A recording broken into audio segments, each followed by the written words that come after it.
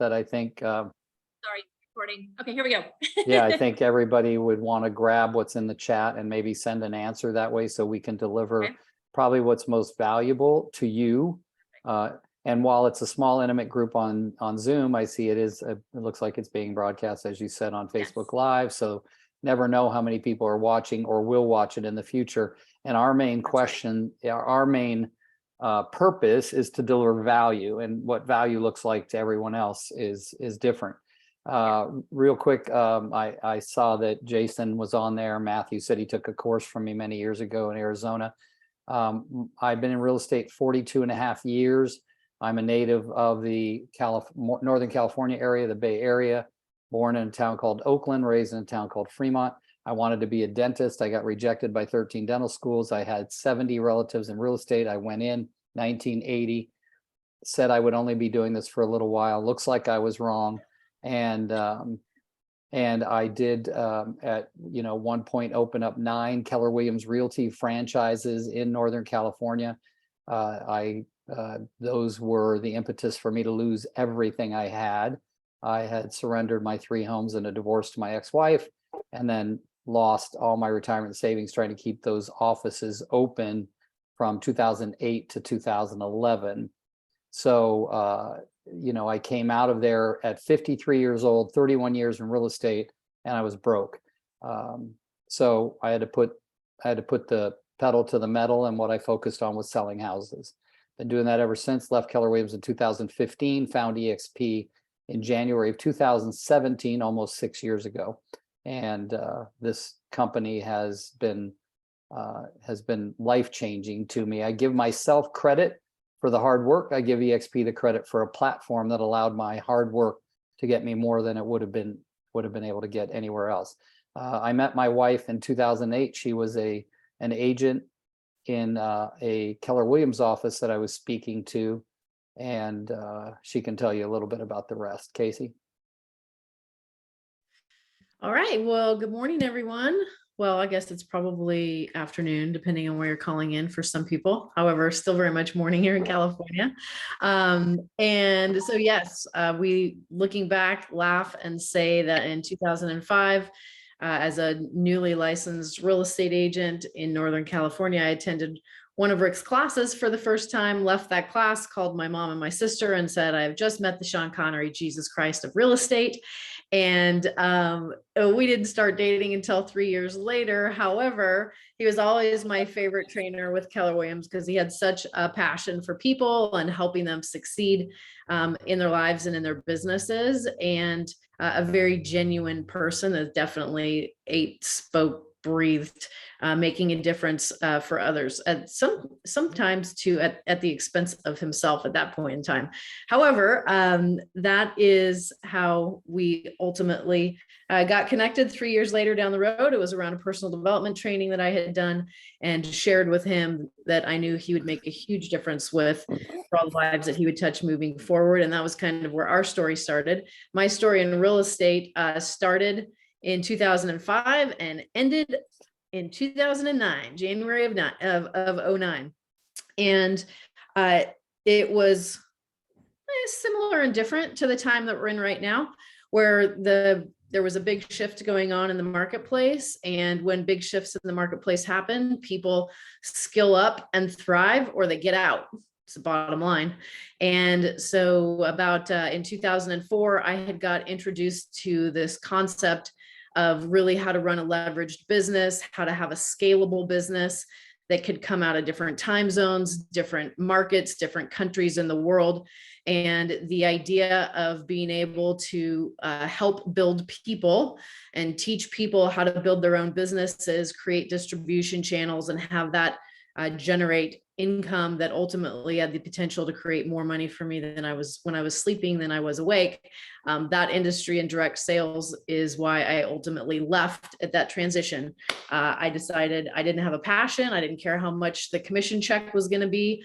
you could have paid me $1 million and I did not want to sell one more house because I was burned out and the environment was really negative and toxic at that time. And I'm a person that is definitely cause related and wanted to feel like I was making a difference and in a feeling of fulfillment. So I left the real estate industry from a sales perspective in January of 2009 and spent the next 13 years learning and mastering a skill set in the industry of network marketing and direct sales, which at the end of the day, for people that succeed really highly, the one skill set that they have mastered there is how to listen, how to communicate, how to coach people to self-discover and get clear on what they really want, and then walk side by side with them through a process of how to get it that is systematized, duplicatable, and scalable. Sound familiar? So I literally for 13 years had that experience where that was my focus. I traveled to countries that weren't open yet. And if you don't know anything about that industry, the only way you make money is when people are purchasing the technology or products that you're distributing. So from Vietnam to Chile to Peru, where I spoke none of those languages, I would go in and I would work pre-market with translators to find people that were going to catch the vision of what we were doing and build those teams and distribution channels to market, and literally traveled all over the world, training, teaching, coaching, and building that, which is a lot of fun. It's my passion because in order for someone to grow to the level that they're willing to grow themselves as an entrepreneur and as a human, their business would grow, and personal development and transformation is really the thing that fuels me in this, search for us to become the best version of ourselves. And then in turn, make an impact that matches that current version of what we are, that's always evolving and growing and improving. So about 3 years ago, I poked my nose into what Rick was doing at EXP. And I was like, wow, there's a lot of breakdowns here. People are really excited about this company. They're really excited about the model. And they're doing, in that excitement, they're doing what I call using push energy, which is pushing people away, versus having a skill set and a system using pull energy to draw people in and have people literally coming after them. So I saw an opportunity to make a difference and realized, wow, this has never been available for realtors. And if it was during the time that I was a real estate agent back in 2005, 2009, I for sure would have been with this company because I understand the concept. So that's a little bit, actually, that's a lot of it about the story of Rick and me and us and what brings us here today. That's awesome. I love that you guys have such, it's just interesting, both of your backgrounds and how it comes together to play really, really well within EXP. So I'm excited to hear both of your perspectives on this, coming from two very different places. I'm sure everybody else is as well. We have an awesome group here and we're still adding people in, and we've got multiple people watching live. So again, hi to you guys. Go ahead and chat questions on the live stream and I'll monitor that if you guys have them. And you guys too, if you have questions, chat in the chat box, we'll monitor it for Rick and Casey. So what would be, I'll let you guys start. I loved what you said, Casey, and maybe this will be interesting to hear from both of your perspectives, the push and the pull. So, people get excited because they're here and they see an opportunity. They're enjoying the company themselves and they're seeing a great opportunity, and they just don't always know exactly how to get out there and tell people in a way that's going to attract versus maybe even repel, and they're not trying to. It's one of those things where we have such enthusiasm sometimes, but the way that it comes across to others who don't know what we're experiencing is very different than what we're trying to portray. And so I'd be very curious on that, because I think that's a really interesting place to start. I think some of us feel that way, like we know that we're super excited and happy and we know that this could help somebody. Then how do we share that in a way that makes people want to receive it and move to the next step where actually people are starting to ask us about it, which would be, of course, ultimate, right? Absolutely. And I'm going to let, I'm going to let you take the lead on this, because, even though I started recruiting in 1993, my 13th year in the business, as I was hired to run a real estate office. And my boss at that time was a guy who today is the CEO of all of real estate for Berkshire Hathaway. His name is Gino Blafari. And he taught me a lot about recruiting. he said, if you're a good lister, and I was one of the top listing agents in my entire community back then, that you would make a good recruiter. And, I learned early on that it was always about them, not about me. He said, just as when you go to a listing, it's about what the seller wants. And the same in recruiting, it's about what the recruit wants, not about what you want. We've heard a lot of words like quit EXPing all over everyone, quit vomiting EXP all over everyone. But these are things because when my wife Casey got into the network marketing industry, we were still dating and we wanted things, we were both second marriage. We wanted everything to be different. And so we agreed that anytime she traveled to speak or learn in her industry, I'd go with her. And if I was traveling to speak or learn in my industry, she'd come with me. She calls herself a recovered realtor. So with that, we learned, obviously, I was doing recruiting for Keller Williams. I had recruited before that for Century 21 and Coldwell Banker. And one of the things that came out was that and I'll give you guys this quick story and then I'm going to let Casey take over. It was about December of 2019. And Casey mentioned somebody that she had known through personal development and through her network marketing company that had a very small brokerage, commercial brokerage in San Diego. And she said, you should call and recruit her to EXP, right? So I picked up the phone and I made a call, and Casey happened to be in the room when I did that. And we often say that he said, she said is always a different story. What I said happened and what she said happened, it could be a different story. But what I heard after I hung up the call was this, quote unquote, and again, she's going to say it might have been something different, was, what the heck was that? Was that actually a recruiting call? Now, this is 2019. I started recruiting in 1993. So you do the math. It was about 26 years later. And I was definitely taking offense to her saying that. And what the result was that because she had so much talent in her industry and so literally being asked to speak all over the world about recruiting into the network marketing industry, I thought, well, maybe I could learn something that would help me here at EXP. We actually hired a coach within about a week or two of that conversation to coach us on how to work better together. And now we work so well together, amazingly well together, that everything in my life since Casey became involved has quintupled. So imagine everything going up 500%. My rev share check went up 500%. The growth of my real estate team went up. She's the CEO and the CFO of everything that is Rick Geha now. And I can't thank her enough, nor could I love her any more than I do. So I also put a link in the chat that came from a Brent Gove 2020 Tahoe Mastermind that went kind of viral within EXP, and it's part of the reason my wife got so much attention. So I'm going to let her take it from there. So the she said part of that story is the she said part of that story is I was sitting listening, watching how the conversation unfolded, and there was so many opportunities and open doors that happened during the one side of the conversation I was hearing. And I'm like, well, it's COVID, and he knows that I'm in the house, and he probably knows that I could hear the whole conversation because of where we work and how our house was set up. And so I'm just not going to say anything.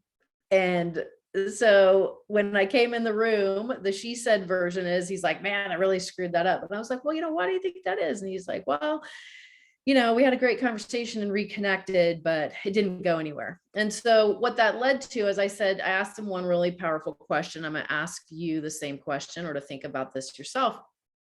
I said, well, why didn't you share your story? And he goes, well, what do you mean? And I said, think about it in a recruiting context. When people are out attempting to recruit to a company, they talk about a company. And companies can always, this company versus that. You can always get into, excuse my French, a pissing match of, well, we have this, but we have this. And those are not fun conversations to have, but nobody can refute your actual story. And I said, what is a story that you've been telling people when you're talking to them and you're recruiting? And he goes, well, he hadn't really been doing that, right? And one of the great things about Rick is because he has so much influence and he has such an incredible resume, that Rick is not duplicatable as a person, right? Like if I was going to go recruit the way Rick recruits, I could never do it. I don't have that influence. I'm not that person. People don't connect with me in the same way. And so everything about recruiting that I learned and was taught was about a system, and then bringing the person that you are to that system so that it very much is authentic and connected, based on who you are, but you're still using a system so that you can duplicate and scale. Because in the absence of being able to duplicate your efforts, like you're not going to go personally recruit 100, 200, 500, 1,000 people to EXP. It's not going to happen. And how you grow organizations to that size is you have people that are duplicating efforts that are reaching more people than you could ever reach by yourself alone. And so when we started to talk about, the story and what is the story that you're telling, yes, the real estate history story is that piece. However, there's a bigger piece to that story. And I said, now imagine, go back to the conversation. And by the way, subsequently, the person that he was on the call with is now at the company. So everything got cleaned up. Don't worry, the story ended well. I said, what if at the point in the conversation where you're catching up on a personal note, and she asked, well, catch me up. What's been going on with you? That you just shared your story and it was nothing about EXP. And he's like, well, what do you mean? And I said, well, let's take some time and put it together so that it's something that you can use moving forward, because people can never, say, well, that story's not true. Well, no, that actually is my life. That is true, right? There's nothing to refute or defend.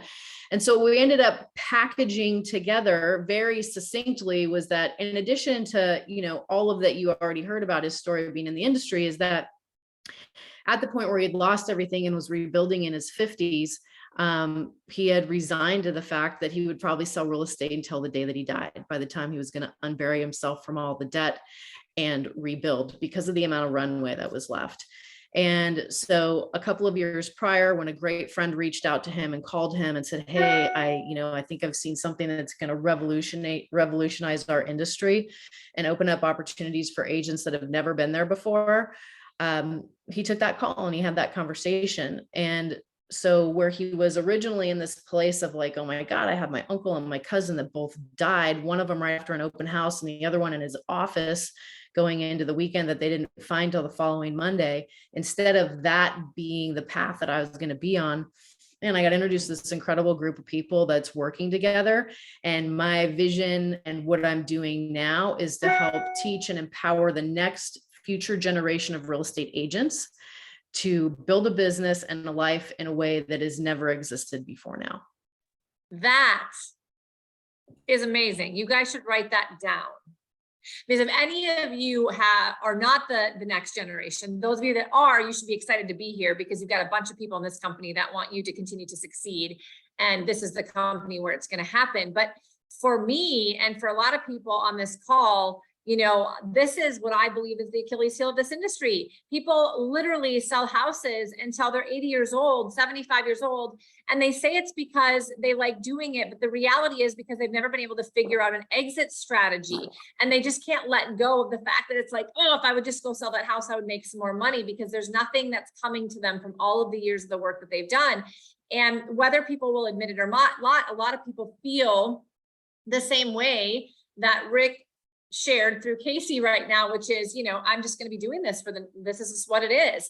And this is what a lot of people think it is in this industry. And so you get to bring people into your world and help them and help future generations of real estate professionals by being at this company and going out there and talking to them. We've got people on this call right now that's literally what they're doing. Sarah and Lisa and Angie, Chrissy, the people that I know are working with these future generations. What a powerful statement that is, you guys. You need to write this down and obviously make it your own. But I have not heard that, and that's going to stick with me for a long time. So thank you, Casey, for that.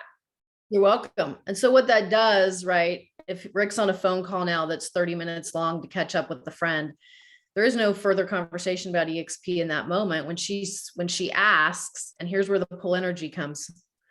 when she asks, well, what do you mean? Well, what are you doing? Or who are you doing that with?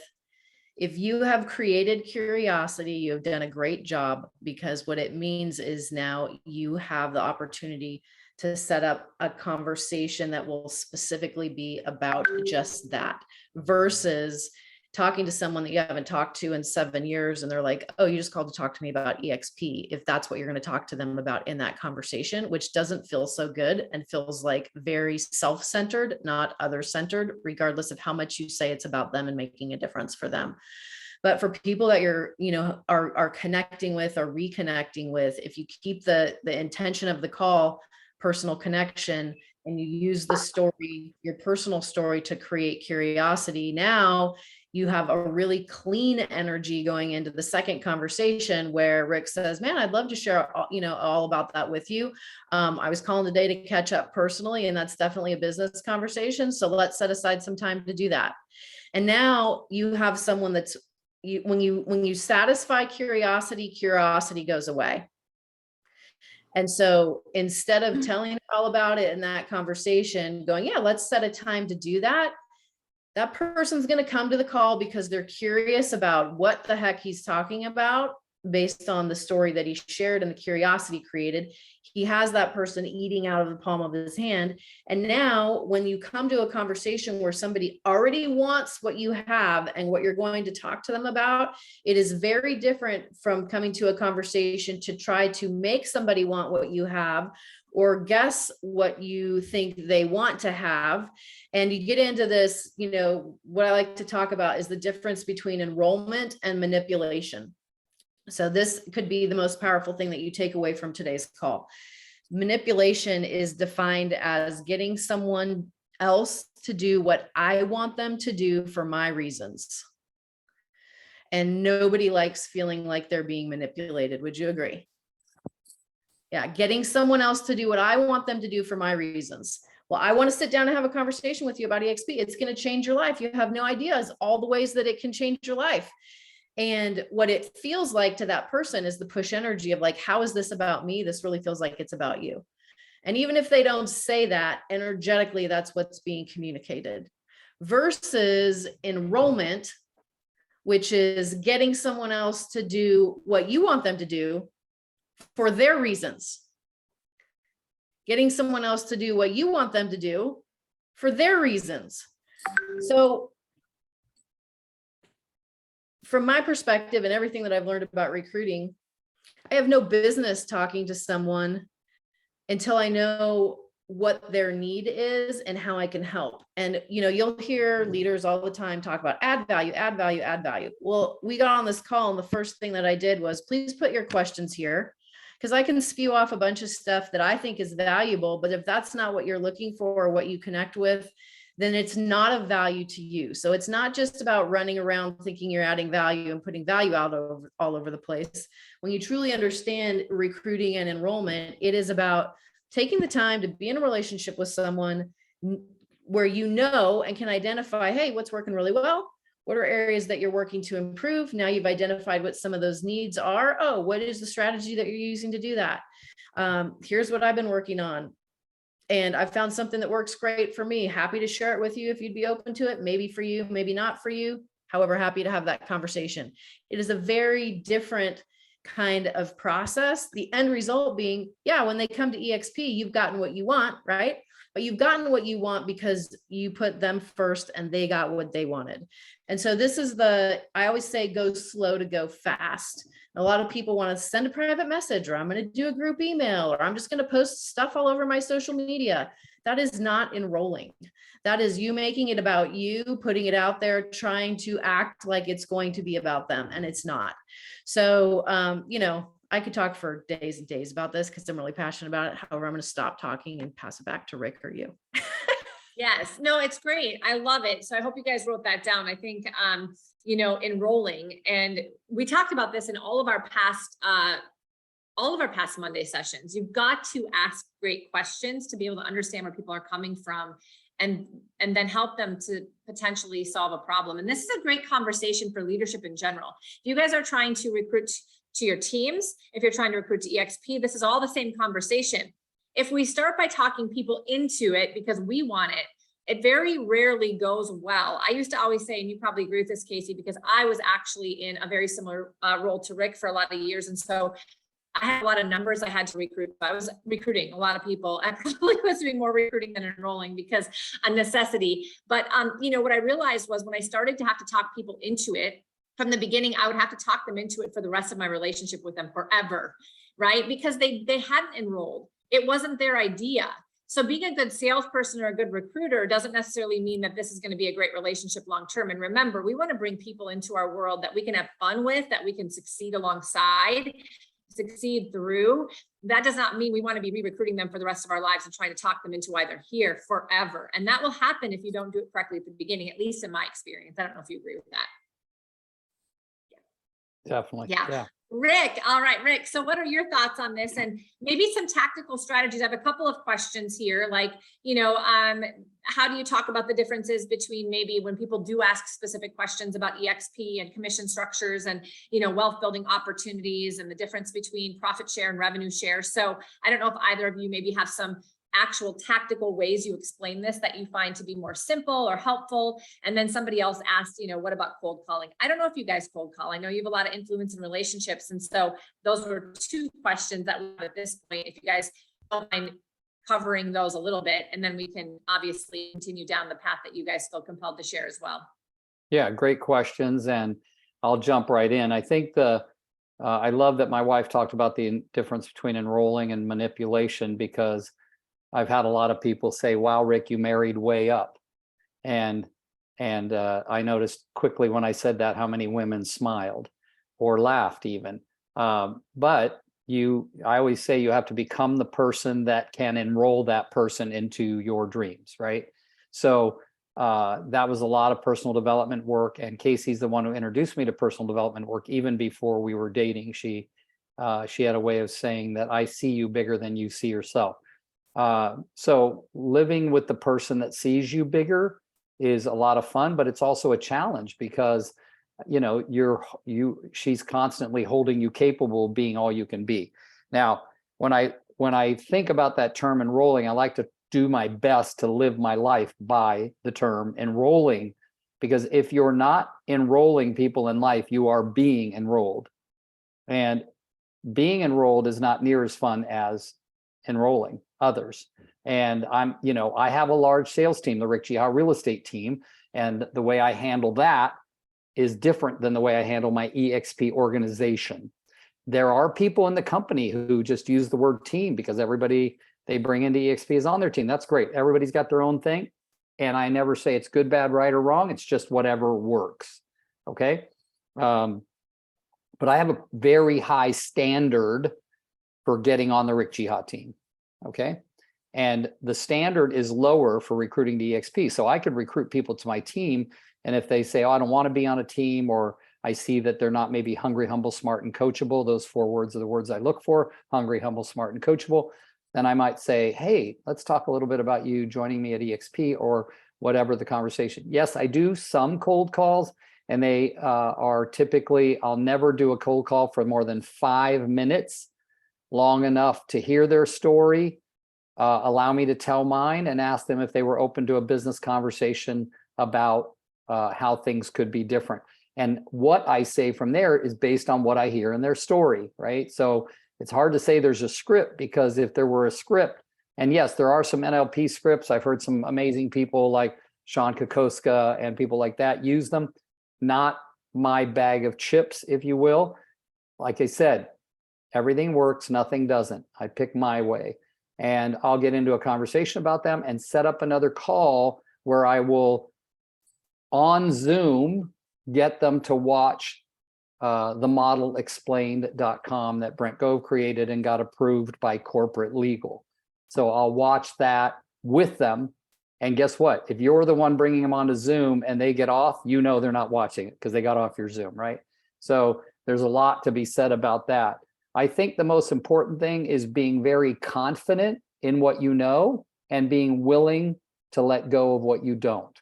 All right. So, I have people in my organization, they say, oh, this guy's got a brokerage. Well, I used to own 9 KW franchises. So maybe they want to get them on a call with me. I get a lot of people in my organization say, I got this guy, he used to be in network marketing.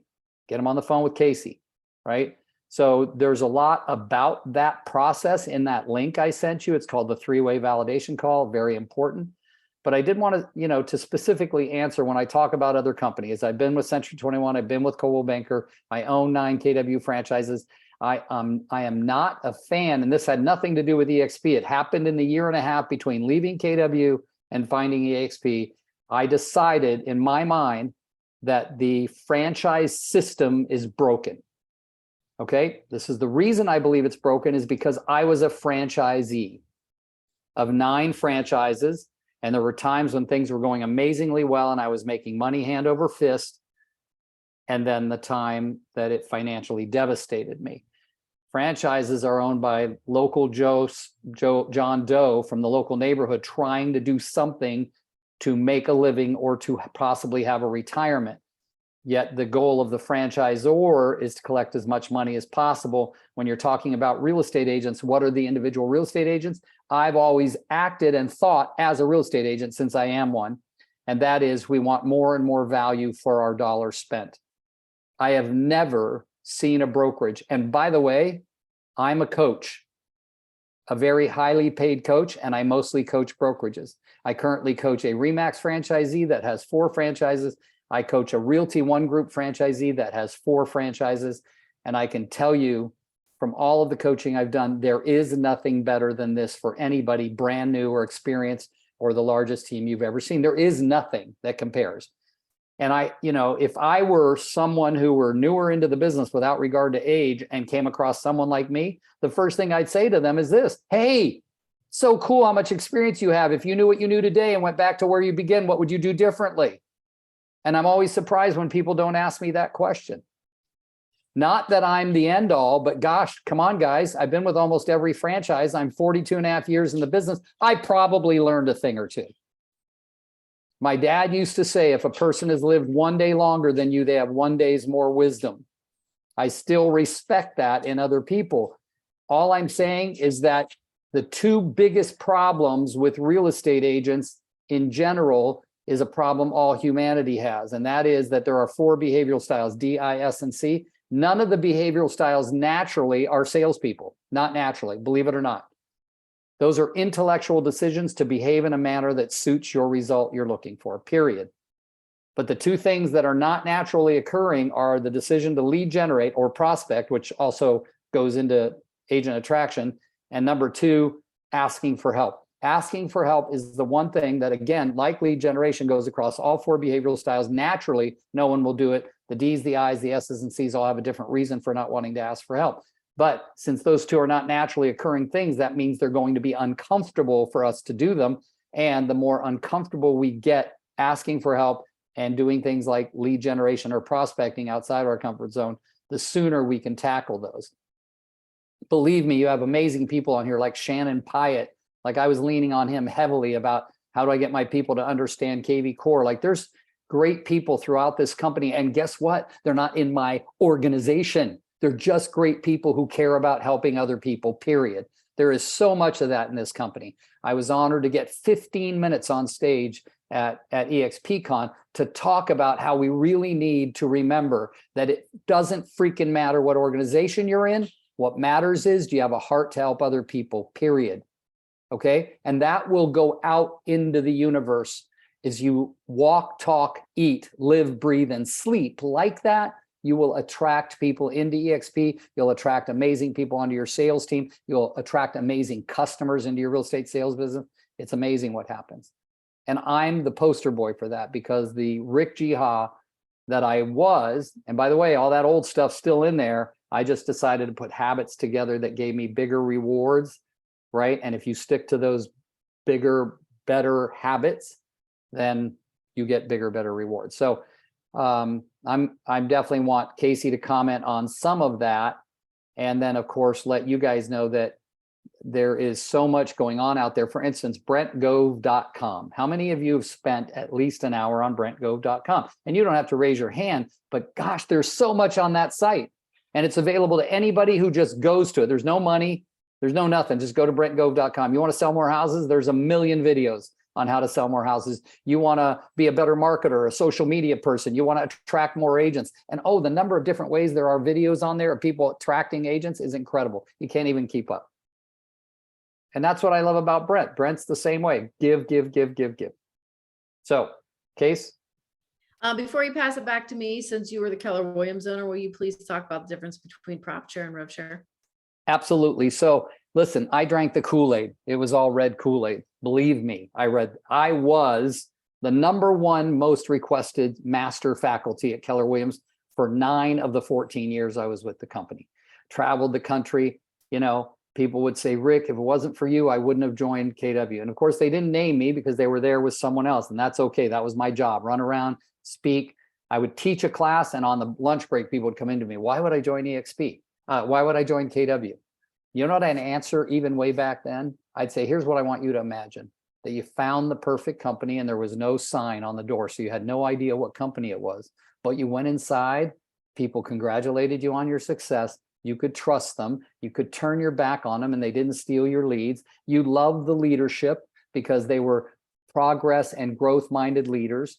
And you surrounded yourself with those kind of people all the time. Would you join that company? And they'd say yes. And I said, that's why I joined KW, because that's what I saw. I left KW when I no longer saw that anymore. And I believed that it was broken. The thing that I had sucked the Kool-Aid down on was Gary Keller and Mo Anderson standing on stage saying, that's what they would say, we gave away 100 million in profit share this year. But as a franchisor, I knew that we was not them, it was me. I gave away profit share out of the profitability of my franchise. Corporate never gave a penny. Profit share works like this. You recruit a top agent, put them in any KW office, you're named as the sponsor. They will contribute to the profitability by selling houses while they are not capped. Make sense? It's very complicated, by the way. If they contribute to selling houses while they are not capped, then some of their money will go to the company. If that franchise is profitable, you will get paid profit share to the degree that your recruit helped the profitability by a percentage basis. Okay? So look at this. The majority of the people that were in my KW organization are still there. Then why were my checks at one point $15,000 a month and now they're about $700 a month? Because if the franchise isn't profitable, and guess what happened over the years, franchise owners started to find ways to write more and more things off, cash depreciation, this, that, and the other. I don't even understand because I'm not an accountant. Then guess what? Profit share started to drop. Revenue share is pure. I remember making fun of revenue share back in the early 2000s. But revenue share is pure because it's right off the top. People will make fun of exit realty. Well, I make fun of it too because the agent can never be at 100% because of revenue share. Glenn Sanford designed the perfect revenue share that it doesn't affect the agent's outcome. The agent can still cap, right? And you still get the money whether the company's profitable or not. It's instantaneous. I tell people, if you close the deal in June, in July, on the 22nd, you're getting your revenue share, period. That's how it's different. It's direct revenue. Now, yes, does it get a little more complicated when you're trying to open tiers, et cetera? But the bottom line, even if you don't open tiers, the system is set up that you're still going to get paid on all the tiers, very, very little from each tier. But if you open the tier, then you're going to get paid a lot more on that tier. The main thing that you want to remember is when you're talking about revenue share, if you don't know it well, just talk about first level. When you recruit somebody, the company, and I like to use the words approximate, and the company would appreciate that, and they happen to cap, you're going to get approximately, give or take, $2,800. I go, now you do the math, that's about $225 a month. I don't know about you, but $225 a month, even where I am in my life right now, makes a difference. Now, I still pay my ex-wife $4,000 a month till I'm 68 and a half. And I can tell you that when my revenue share check got to $4,000 a month, I celebrated big. Okay. So you have to remember what we have can be life-changing for others. And it's too bad if you go the wrong way about telling them so much that you scare them away, then they never get to know. I reached out to a lady with Keller Williams in Oregon the other day just to talk about a referral that she had posted on a referral page. And you know what she said to me? Oh my gosh, Rick, do you realize I'm 35 and I met you when I was 18? You taught a class. You've changed my life. I said, you know what I wish I knew back then when I met you? And she goes, what? I said, that I should have personally been thinking about an exit plan. And now I want to talk to all you youngins. Do you realize, Stephanie, you're the age of my son? And she goes, no, I didn't realize that. I said, yeah. And he just got his real estate license. You know what the first thing I said to him is, sure, get in, but build a plan to get out. Most of us aren't thinking about that. And Casey alluded to that today, that most of us are not building a plan on the way to get out. And just because of that, she said, what are you talking about? You're so right. And I said, well, how many people, this is what I said. This was 2 weekends ago. I said, I'm sure 100 people have called you about EXP by now, haven't they? And she goes, well, not as many as you'd expect. But gosh, if I was going to talk to anybody about it, Rick, I would talk to you. There was my opening. I wasn't calling about EXP. I was calling about a darn referral in my neighborhood that I wanted. And she said, Rick, I'm so sorry. I gave it away before I saw your response, but I'm going to call back. And if they don't like them, I'm sending them to you. People will go, oh, well, that's you, Rick. People know you. Bull. That's me because I care. Just care more. And one thing Casey taught me when she was in her, she's still, I mean, her network marketing business is going to pay her for the rest of her life. But she always said, say less to more people. Okay, babe, I think I did my. I like that. Say less to more people. Casey, how would you follow that up? Because that's interesting. It's her quote. I know. Elaborate, please. So I like the be brief, be brilliant, be gone, just because I tend to be a high D, and high Ds don't want their time wasted. So for my particular behavioral style, I just want the bottom line. So when I think about like, okay, what's the bottom line difference between revenue share and profit share? And my brain just goes to, well, the bottom line is you only get paid profit share if that office is profitable. You always get paid revenue share the month that that deal closes. That's it. So yeah, that's all you need to know. By the way, my brain is simple. So the say less to more people. Yeah. Well, and somebody said the other day, now, if you guys didn't hear this in a revenue, not the other day, maybe the other month, in a revenue share huddle was, you know, if people are getting a little, if the word revenue share isn't resonating with people, use the word referral fee, because essentially it's the company paying you a referral fee on every transaction that these people do that happen to be in your revenue share organization. And somebody asked the question, well, do you receive referral fees from other agents across the country? And do you like that? And the answer is yes. And yes, I love that. I wish I had more of them because they show up in my bank account. I didn't do anything for it. Well, you know, it's a little bit different with revenue share because I do believe that we need to do something for it, but I believe that we've created such amazing revenue share organizations that create light lifting for everybody instead of heavy lifting on one, that if we just point them in the right direction and get them plugged in, they are going to get something for this. And it still does become a lot more of that leveraged income. And so now you can receive 1,800 or 200 or 500 or 5,000 referral fees a month. And that's the numbers. By the way, Rick and Casey, we didn't ask you, can you tell us your revenue share organization numbers, if you don't mind? I think we're right around 3,000. Awesome. Aren't we, babe? Yeah, we're like 2940 something at the moment as of today. Perfect. Awesome. Very cool. And after how much time and how many people in your front line? I think that's inspiring to people because sometimes we get a little discouraged by thinking about we have to get to 3,000 if we're not there yet. And this isn't something that happens in a month for most. And it is something that builds up over time, right? Yeah, we have, I've recruited a total of 83. almost, is it 83? And about 25 have left. I know the numbers. I'm the numbers. So is it about 25 are left, babe, or we have about 60 something now on the No, we have 62 that are still here. And of those 62 at the moment, 30 are FLQAs that are qualified, which is very painful. We dropped below 40. So that means in the almost 6 months that we've dropped below 40, there's about $400,000 that went back to EXP that otherwise would have come to us. Yeah. That's motivational. Yeah. Helen just had a heart attack. We're on a very strategic build Yeah. build trajectory, build the next layer. You're always building the next layer. You're maturing Yep. the organization and building the next layer. 5 hours. We have 5 hours of recruiting today after Yeah. this call. So Wait, how many of you would love to be in a position where you were losing $400,000 to the company in the first place? Yes. And then that's a great problem to have. And we get to learn from people like Rick and Casey on how to create those layers and continue to build that organization. I love it. I just laugh and say, well, we're just helping keep EXP profitable. Yeah, right? If I can chime in for a second here, Rick and Casey, love you guys. Good to see you on here.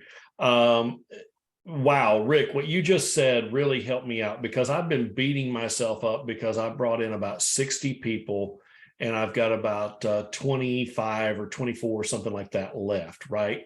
And so I've been beating myself up over that because I've lost so many over the 5 years I've been here, right?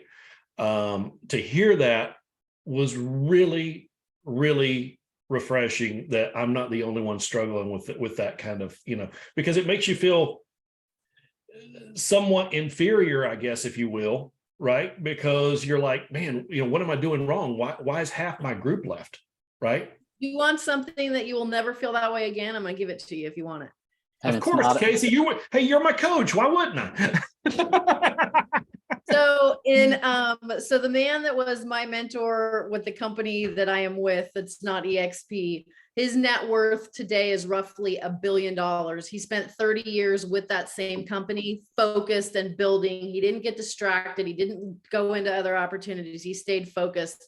And he would always say this one thing that was so powerful. He goes, 50% of the population does not stay married. Why are you going to expect somebody to be more than those odds that are going to be in business with you in life? So readjust your expectations, number one. Number two, why do they leave? Where did they go? And he would always say, who cares? If you become an expert at that, you're going to go right along with them. Love it. And so the focus is like, here's the bottom line. People are people are people are people, period. You're never going to change people. And so what we each have is like, hey, I know that attrition and people changing their minds and people leaving the industry and people doing whatever people are going to do is the given. So what there is that I can do is regulate my own behavior against all of that. I'm always doing the best that we can. Shannon, I know you personally. I know you're always doing the best that you can too. And what we just factor in is that is a normal equation. Like the numbers that we shared, it's normal. What you experienced, it's normal. And so how we manage our own energy and emotions is the longer you go in the game, it's like, you know what, I'm going to be more specific about the traits and characteristics, maybe of the people that I'm going to align with. And maybe some of the people that came in the beginning were low hanging fruit because I could influence them. However, they weren't going to be the ones that had longevity built in or productivity built in to who they are. And so, with each, like we're looking at that right now, Rick and I are building this class that he's going to be doing live and in person. And we are physically talking to people today, but not everybody is getting invited. We are looking at who's the most productive, who's the most active, who's got the most influence and credibility. Those are the people that we're reaching out to, that caliber of people. Whereas in earlier times, here it was just like, oh, because I ran into so-and-so or because I thought of so-and-so versus being, strategic, right? So we always say like, go for 8s, 9s, and 10s. The 8s, 9s, and 10s are the people with the most success, most credibility, most influence already. And then, everyone else will come. And that does impact those ratios, but it doesn't change the fact that it's going to happen. Well, and that's amazing. Thank you, Casey. When I first started out, I went after nothing but brand new agents who just got their license. And I'm going to tell you right now, I don't mean this rudely, and God bless anyone who's just getting started out. They were a total time suck. I mean, I don't mean that rudely, but I'm just being honest. It was like, literally, they drained me. You know what I mean? And they're the ones that left. a lot of them, right? Yeah, you definitely have to have something systematized and scalable and duplicatable. And we've got a couple people that are really rocking that and have had huge success, but it put a lot of work into it. I mean, it literally was a ton of work in preparation to get these people. And still, you're going to have a percentage. We talk about that 1 in 3 are probably going to really make it to the other side. And so you have to understand that. And so I think you have to be really self-aware, like you are, Shannon. Who do I serve? I just went through this whole business planning. And the first thing is, who do I actually serve the best as a human being? My traits, my characteristics, my value proposition, my personality style. Who do I actually serve the best? Who would want and need what I naturally have to offer?